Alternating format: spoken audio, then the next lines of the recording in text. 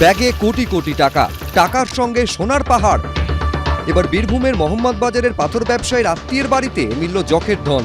4টি আলমারিতে টাকা ভর্তি ব্যাগ, ঘরের দেওয়ালের চোরা কুঠুরিতে থরে থরে লুকিয়ে রাখা টাকার বান্ডিল। কেজি কেজি সোনার বাট, সোনার বিস্কুট, কোটি কোটি টাকা, কেজি কেজি সোনা। বুধবার ভোরের আলো যখন সবে ফুটেছে, মোহাম্মদ বাজার থানার পুলিশের কনভয় এসে দাঁড়ালো দেউচা বাস স্ট্যান্ডের কাছে। ঘিরে ফেলা হলো রাস্তার পাশের একটি বাড়ি।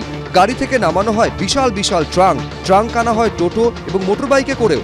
আনা হয় একাধিক টাকা গোনার মেশিন। কিন্তু প্রথমে দরজা খুলতে চাননি বাড়ির মালিক মিনার মণ্ডল। পুলিশ সূত্রে খবর, দরজা ভেঙে আটক করা হয় মিনার মণ্ডল ও তার ছেলেকে। ব্যাংকের কর্মীদের এনে শুরু হয় টাকা গোনার কাজ। পুলিশের বক্তব্য হচ্ছে যে পরিমাণ এখনো পর্যন্ত উদ্ধার হয়েছে, সমপরিমাণ আরও টাকা এবং সোনা উদ্ধার হতে পারে।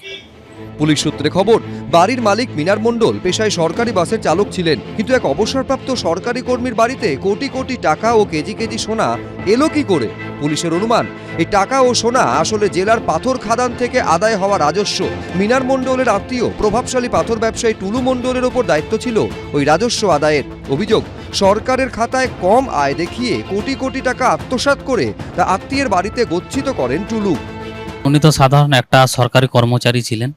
তো সাধারণ একটা কর্মচারী হিসাবে এতগুলো টাকা ওনার কাছে থাকা অসম্ভব।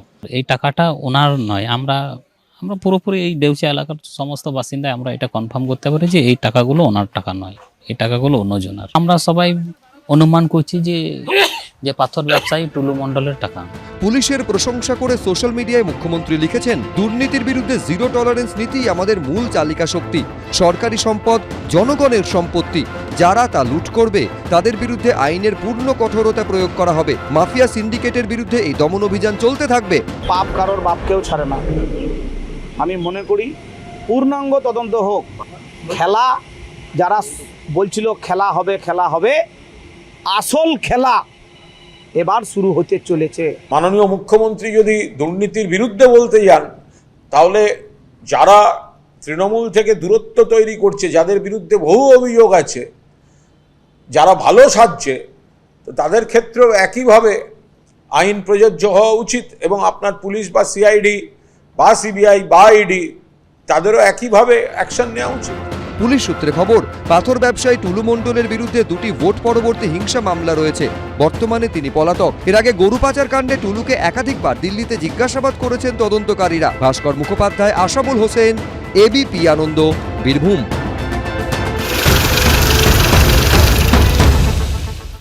এবিপি আনন্দ, এগিয়ে থাকে, এগিয়ে রাখে।